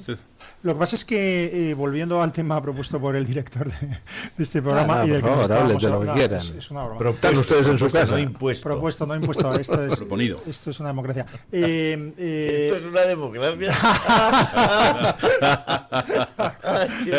qué bromista. El caudillo se ha expresado. También se lo dije una vez a mi padre y se echó a reír. ¿Te das cuenta de por qué la candidata es Pilar, la candidata del PSOE es Pilar Alegría? ¿Os suena? Es una Juergas, la de la casa esa. Es una que se presenta. Que vive en una casa muy humilde, te ha hecho las fotos de allí. Claro, yo creo me puedo equivocar, pero claro, Sánchez no está buscando que alguien gane las elecciones si ese alguien le puede condicionar su propio poder político en el partido. Sánchez está buscando su propio poder personal, no el triunfo del PSOE. Quiero decir, le vale más un candidato como Gallardo que haga el ridículo o que se desplome en Extremadura que un candidato mejor que le crea problemas al propio Sánchez, aunque saque un resultado. Piensa que sigue jugando a la baza de cuidado que viene la ultraderecha. No solo, eso ya le ha dejado de funcionar, ¿no? Pero lo que quiero decir es que Pilar Alegría, que parecía, yo cuando pusieron a Pilar Alegría pensé, todavía tenía una cierta ingenuidad, pensé, han puesto a esta ministra. Primero, educación, porque la educación no les importa un pito, y segundo, porque la portavocía lo que querían era alguien que sonriera. Pilar Alegría muy estrictamente se veía cómo cumplía las instrucciones de los publicistas de Moncloa, y cuando decía ciertas cosas sonreía. Lo hacía mal porque estaba desacompasada la sonrisa a lo que decía, pero quiero decir que es una... Bien, yo pensé que era por esa sonrisa y porque la consideraban, digamos, una chica presentable, una chica mona, y no lo digo con una chica con una imagen, digamos, que pudiera ser agradable.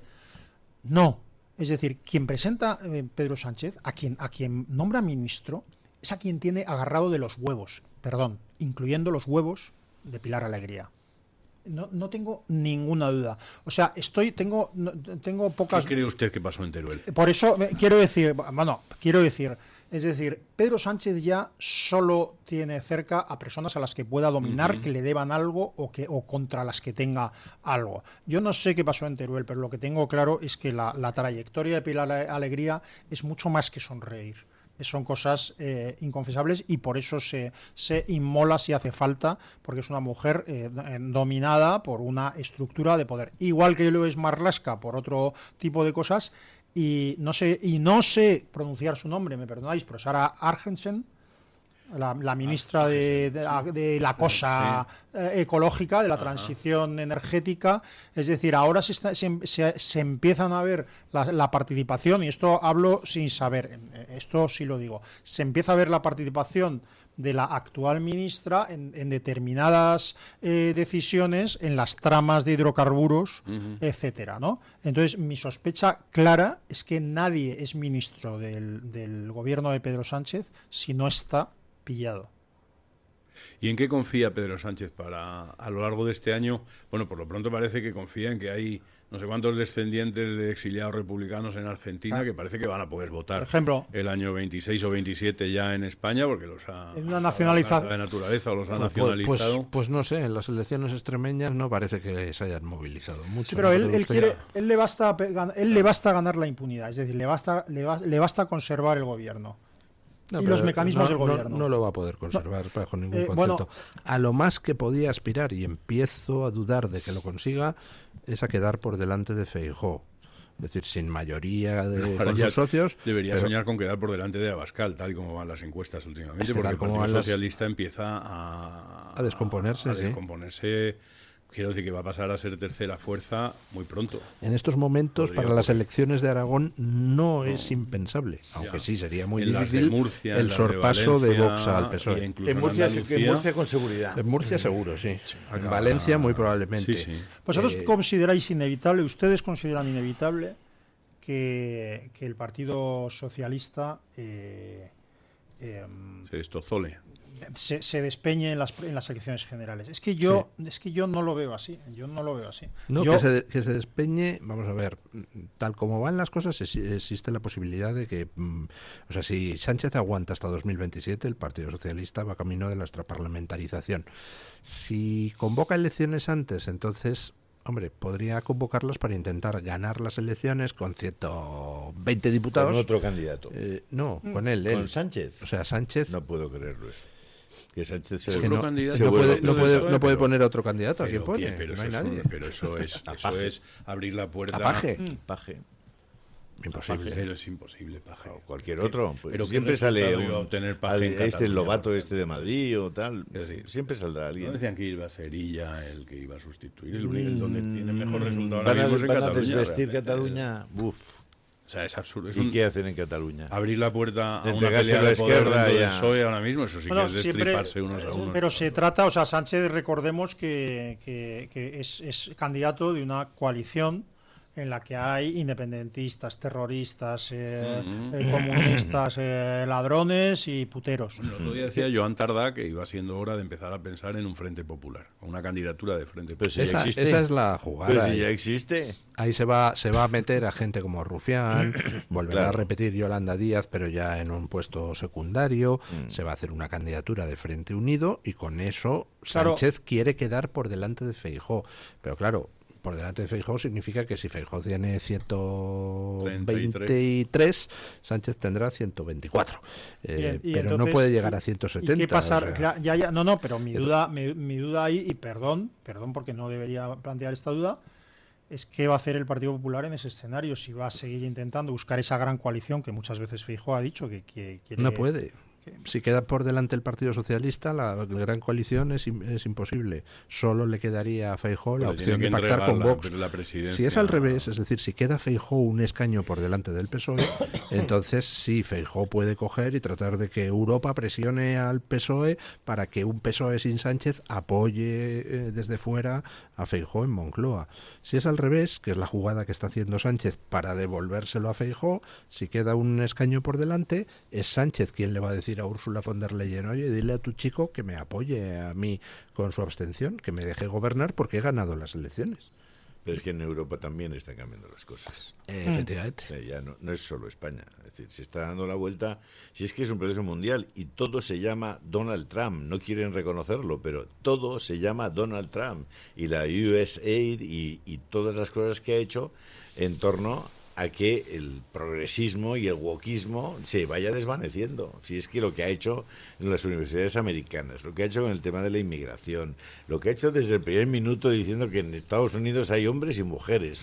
Con el aborto. Es que, chico, claro, es que no me extraña es que aquí no habla nadie bien de Trump. Ni los periódicos de un sitio ni del otro. No, hablo de la prensa española. Es que parece... Es increíble. Pero es normal, o sea, es normal que los progres pues pongan verde a Trump, pero también es normal que la derecha tradicional ponga verde a un Trump que lo que viene a demostrar es estos inútiles que formaban la derecha tradicional antes no han sido capaces de hacer en 20 años lo que yo he hecho en uno. De hacerles frente, claro, evidentemente. Y luego en Europa se está dando la vuelta también porque Europa está... Cada país está reconociéndose a sí mismo con sus propias peculiaridades. El otro día, lo escuché además a usted, hace un poco antes de, no sé si era la última tertulia del año pasado, ya tan lejano, que celebraba mucho la nueva dirección, o la nueva, porque unas declaraciones de Feijóo muy diciendo, y de Esther Muñoz, creo recordar, los dos, diciendo que por supuesto que ellos validaban un posible pacto con Vox, que si lo que necesitan... la única línea roja era Bildu. Yo creo que cuando sacan a Vox y enseguida hacen mención a Bildu no me gusta. Yo quiero decir que no son equiparables, entonces quiero decir... Pero bueno, y usted lo celebraba y decía, está muy bien y es un cambio. Yo no creo que eso exista, sinceramente, no me lo creo. Sí, no lo creo, yo sigo pensando que el objetivo definitivo y único y lo vamos a ver, y vamos a ver otra vez a la prensa, que la prensa la hemos visto antes de las elecciones extremeñas disparando, cuando me refiero a la prensa más próxima al Partido Popular, intentando minar los cimientos de Vox a través de las informaciones sobre revuelta que han desaparecido de las primeras. Ya no interesa a nadie. Operaciones contra Vox llevamos viendo 200 desde hoy 2022. Con una nueva, que es que te están contando que Meloni ahora, con quien se va a liar con los 2 diputados extras del partido de los que se llevó al vice al Europarlamento, y que estos son los nuevos aliados de Meloni en Europa, porque ya no puede confiar en Vox y cosas así. O sea que van a pasar, los de Alvise van a pasar de ser delincuentes a ser salvadores de Europa unida. Estos dos ahora ya no son de Alvise, se han enfrentado con Alvise y hay denuncias cruzadas. Desde mi punto de vista, entonces, como estuvieron en Valencia con Víctor Fernández y con Iván Espinosa haciendo una presentación en las que estaba el grupo de conservadores y reformistas, pues de todo esto hemos construido que ahora Meloni ya no es amiga de Abascal, sino que es muy amiga de los 2 de Alvise en el Parlamento Europeo y son sus nuevos aliados. Cosas así se van a construir y narrativas de este tipo vamos a estar leyendo. No va a ningún lado. Ya no va a ningún lado, pero este tipo de narrativas no surgen espontáneamente. Que cuando te venden por un lado, aceptamos a Vox, mientras tanto dicen los medios afines van a seguir castigando los riñones de esa manera. Pero ahí no vea usted instrucciones donde simplemente lo que hay es inercia. Aquí hay muchos sectores mediáticos y periodistas individuales que se han mojado contra Vox, pues por supuesto con la connivencia o el patrocinio o el impulso del PP, pero que se han implicado personalmente y mezclando cosas personales a muerte. Y entonces ahora que el PP ha dado el giro, pues ahora se encuentran colgados de la brocha. Y entonces algunos de ellos siguen. El PP tiene que dar un giro desde mi punto de vista. Se vea obligado a decir que lo ha dado es distinto. Una cosa es que se vea obligado a decir que lo ha dado. No, pero estamos viendo cómo se materializa ese giro en algunas cosas, como lo que decía don Julio Ariza de Europa, donde ya son varias las votaciones donde el Partido Popular Europeo se ha alineado con los partidos. Y hay una en la que debería ponerse las pilas, porque es que si no va a ser tarde. Que es que ellos tienen 4 consejeros en Radio Televisión Española. 4. ¿Qué han hecho? ¿Qué están haciendo? Están permitiendo y siendo cómplices de la malversación constante de caudales públicos de Radio Televisión Española, de un lobby gay que está excluyendo prácticamente a todo aquel que no pertenezca a ese lobby para trabajar en la televisión. Estamos hablando de algo muy serio. Lo que está haciendo Televisión Española es muy grave. Y el Partido Popular es cómplice mientras esos 4 señores que están en el Consejo de Administración no hagan lo que tienen que hacer. Que sería dimitir. Y alguna otra cosa. Porque tendría que irse a Fiscalía. Al mismo tiempo que Feijóo habla de esa posibilidad de pactar con Vox, de no sé qué, no sé cuántos, y tal, que constantemente luego hablan del partido serio y sensato, y que ellos no son, y que tal, y que si la violencia no conduce a nada, y siempre deslizan este tipo de mensajes, que son un poco como los populismos y tal, que todo el mundo sabemos a qué hace referencia, y me refiero también al mensaje, por si no se entiende, de Su Majestad el Rey en Nochebuena, que a mí me pareció francamente mejorable, por no decir de otra manera.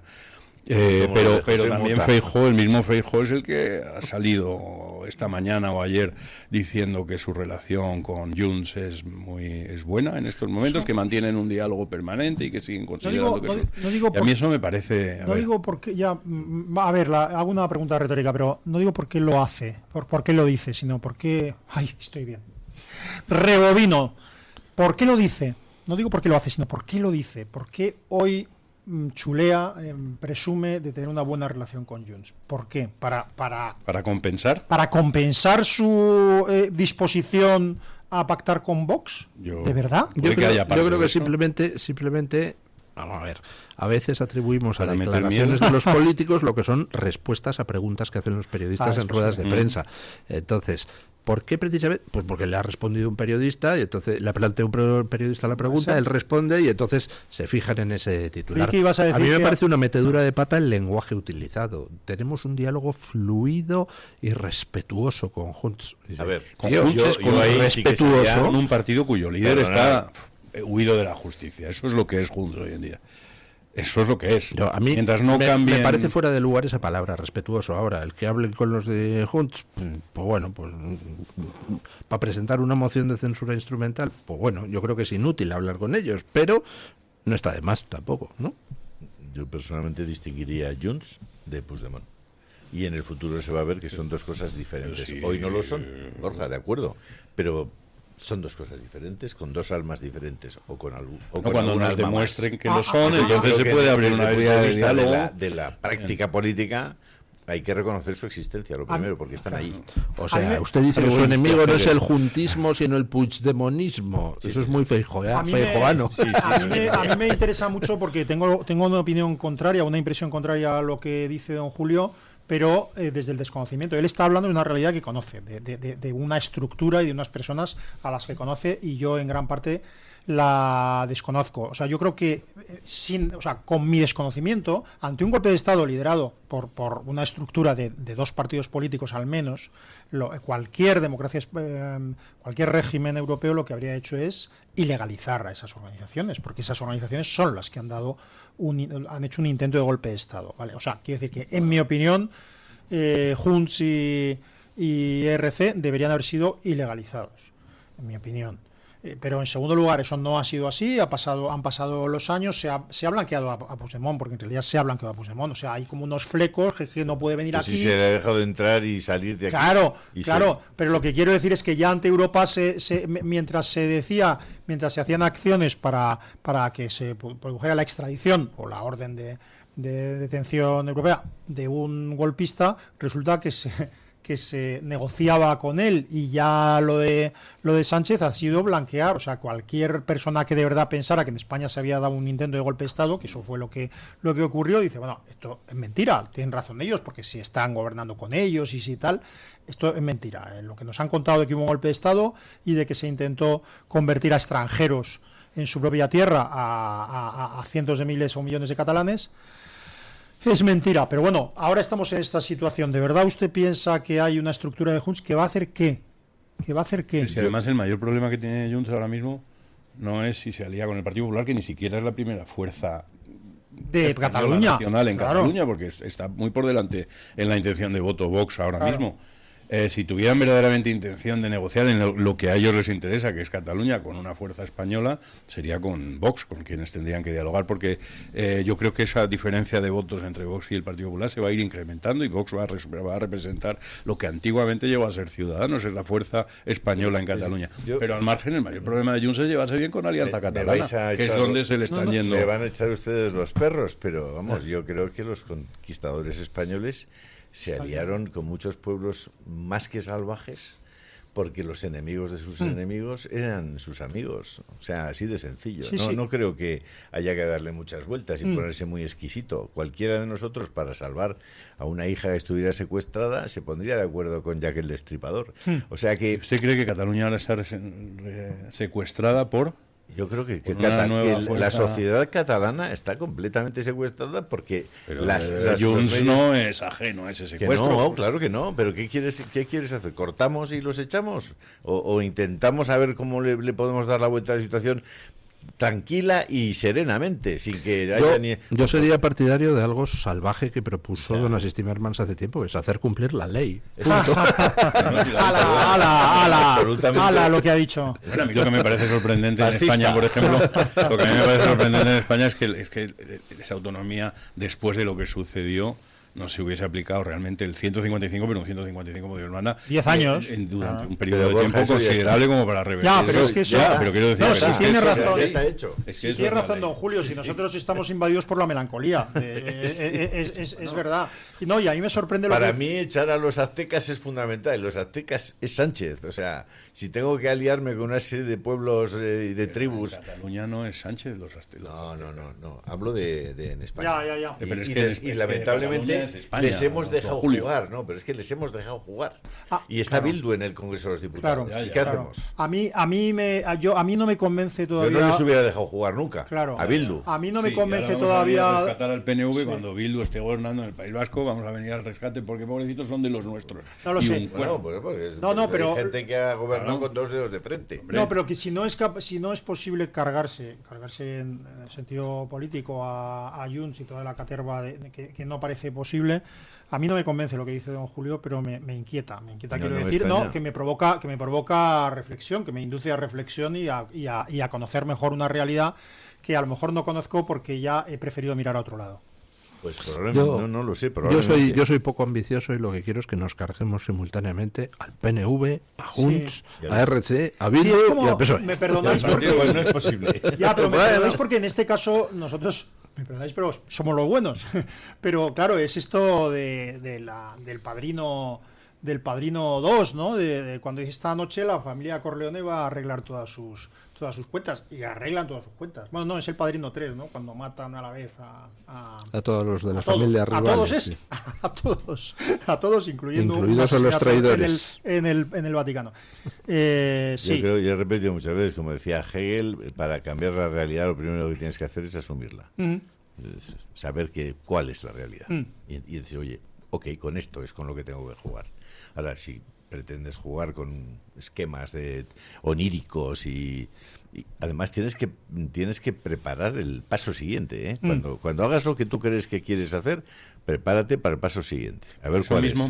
Se lo tiene usted que decir también a los dirigentes de Junts, que yo creo que son los que primero viven en un mundo onírico y todavía no se han enfrentado a la realidad. No tenga ninguna duda que eso lo he dicho. Sí. Y se lo digo. Y se lo digo públicamente. También con Junts. No tenga ninguna duda. Claro. Tengo contacto con mucha gente, hasta con Zapatero. ¿Ah, sí? Y tanto. Qué bárbaro. Sí, yo soy periodista y ejerzo de periodista y procuro conocer la realidad. Intento.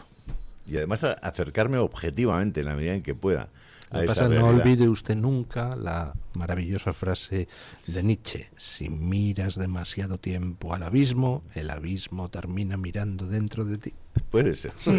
Yo procuro no hacerlo demasiado tiempo. No tiene cara de abismo, don Julio, pero no sé. Sí.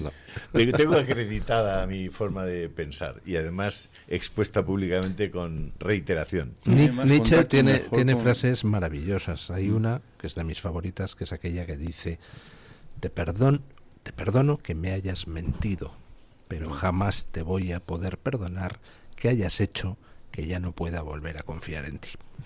Es precioso. Sí. Y después de eso lo ingresaron en un manicomio. Bueno, algún defecto tenía que tener. Es donde acabó sus días. Doña Carmen, feliz año. Lleva el sentido común a la mesa. Radiante como siempre. A todos y a los oyentes sobre todo, que es lo más importante. A todos feliz año. Bueno, oímos... A todos, don Julio, por favor, no deje de ser inclusivo en este 2026, que va a venir la ministra a decirle cuatro cosas. Si me acusan de ser inclusivo hasta con Junts. Bueno, se lleva usted mejor con Junts que con su propio obispo. Hay que ver. Imagínese usted. Un día nos colocan aquí a Zapatero y a Puigdemont. No, a Puigdemont no, a Junts, a quien sea. El día menos pensado se parece esto a la sexta. Hoy hemos hecho una pregunta. Hoy hemos hecho una pregunta que a lo mejor algunos no se habían planteado nunca. Y a alguno tampoco le ha gustado mucho tener que pensar en lo que viene después. En fin, la pregunta es la siguiente: ¿hasta qué edad piensa usted que va a vivir? ¿Hasta qué edad piensa usted que vivirá? Y atención a la horquilla, porque yo creo que es por lo menos optimista. La primera es, por así decirlo, la triste, menos de 80. Luego la segunda opción es de 81 a 90. La tercera de 91 a 100. Y la que a mí me gusta, más de 100 años. Porque usted estuvo cenando con su abuela, que tiene 101 años. 101 años y además se llama Carmen como yo. Y estoy muy orgullosa de mi abuela. Muy bien, enhorabuena. ¿Se han planteado ustedes alguna vez esa pregunta? ¿Hasta qué edad van a vivir? La verdad es que no tengo ni la más mínima idea. ¿Pero se la habían planteado alguna vez? No sé por qué, nunca he pensado que vaya a pasar de los 90, pero es una especie de... Pero no lo sé, no está en mi mano. O sea, entre 81 y 90. Puede, pero vamos. ¿Te don Julio? Yo llevo una temporada que pienso sobre todo en eso. Es que cuando te haces mayor, la muerte es una realidad diaria. Está ahí al ladito. Él es más mayor que nosotros, ¿eh? Bueno, tampoco tanto. Pero no lo parece, que es lo importante. La muerte emerge como un... Pero no ha respondido. Menos de 80, 81, 90, yo eso 90, está en manos 100. de Dios y no tengo ni la más remota idea. Pero vamos, sigo fumando puros, así que decirte que sea lo que Dios quiera. Esto depende mucho de la visión que tiene uno de sí mismo, ¿no? Pero yo no me veo más allá de los 90 años. Don Luis. Yo he votado entre 81 y 90. Por Pues- estar Pues con yo la est- media pues yo que estamos estaría por ahí con usted. Pues es que esa es la Sí. opción mayoritaria. El Sí. 44% de los encuestados cree que entre 81 y 90. Superan los 80, pero no llegan a los 90. O sea, la ¿Sabe? estadística de la esperanza de vida de un español. No quiero abrir un debate, pero yo creo que la realidad, sobre todo demográfica, va a aumentar el número de suicidios en la tercera edad exponencialmente dentro de muy pocos años. Incentivados. Sí. De tipo Sí, que, sí, que es el de todo. tremendo De todo, porque peligro que yo veo. estamos en la- creando una en la- situación insostenible, no por la prolongación de la vida, sino por por la sino- eutanasia que te vienen como un Sí, ejercicio y por- de y libertad. por- Y en realidad y él lo dice oye, tú vas a por ser el último aumento de la egoísta. población que vive sola. Y porque había una novela de ciencia ficción, no entró hace muchos años, que leí, en que, bueno, un cuento, los jóvenes rebelados contra los viejos, a los cuales literalmente mataban cuando pasaban determinada edad, no eutanasiaban, no, mataban, ¿no? Bueno, creo que se está creando una situación en la que una pirámide invertida va poniendo la presión, va a haber una conflictividad social creada, inducida entre además, generaciones, sí, que va a imposibilitar realmente el cuidado de los mayores. Va a ser una cosa muy complicada. Va a ser difícil, lo vamos a ver, sí. Va a ser difícil. Y vamos a resultar nosotros, los del 66. francamente muy antipáticos para gente que está 46% intentando- entre 81, 44 entre 81 y 90. La siguiente opción más votada, menos de 80, esos que están un poco pesimistas en este primer programa del año, un 33%. Hay un 14% que dice de 91 a 100 y hay un 9% muy optimista que dice que más de 100 años. Hay 20.000 españoles que tienen más de 100 años hoy en España.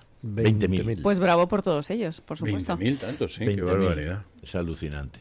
Voy con comentarios. Sí. En Twitter, José Lázaro López dice: llevo ADN nonagenario, mis padres vivieron 93 y 89 años y espero llegar incluso a superar sus edades. Mi hermana mayor hará 94 este año. Así que muchas felicidades por esos Muchas 94 felicidades. años. ¿Cómo prevé su final Mickey Rooney original? Pues con 70 años, un billete a Alaska y el primero eso que me encuentre. Eso es lo que dice este querido tuitero. Ese es el final que prevé con sus 70 años. Un cuando poco llegue a esa edad. esquimal la actitud. Sí, la verdad que sí, pero bueno, me ha No es tan parecido difícil, interesante ese Y momento si- intrépido. Y si el oso pierde, y si el oso se asusta y sale corriendo. Estaba en Vancouver y todos los años hay expediciones a buscar montañeros que se han ido un poquito más al norte de Vancouver y más allá no hay nada más que bosques y tal, y todos los años van a recuperar. Hay alguno de estos que ha caído en una poza de hielo, no sé cuánto, y ahí se quedan, O sea que no es mala opción como Bueno. hacer una excursión. Una excursión así de último día, por así decirlo. Gema Cobo dice que falta la respuesta no lo sé.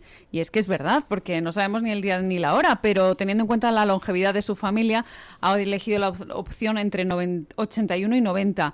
Y alguien que se llama No me judas dice: me basta con vivir un día más que su sanchidad. A mí eso, yo solo para ver la caída, Lo ¿no? suficiente para verlo salir de... Hombre, es el momento de empezar a disfrutar. Por Dios. Es el momento de empezar a disfrutar. Bueno, muchísimas gracias, doña Carmen Carbonell. Gracias, don Borja Montoro. Muchísimas gracias y feliz año don de nuevo. Stiverman. Un placer y un privilegio, gracias a usted. Gracias, don Julio Ariza. ¿Torreznos? Sí. Torreznos. Ahora toca Torreznos. Eso para la salud es buenísimo. Pues si usted viera cómo No, deglute no siga, los no siga. bocadillos de Torreznos, don Luis del Pino. Lo te decía una oyente, decía que escucha todos los días a Luis del Olmo. Sí, lo escuché. Y Carmen le dijo: se ha confundido usted de árbol. Yo soy el árbol del Torrezno. Pausa publicitaria y vamos a encarar el final del programa.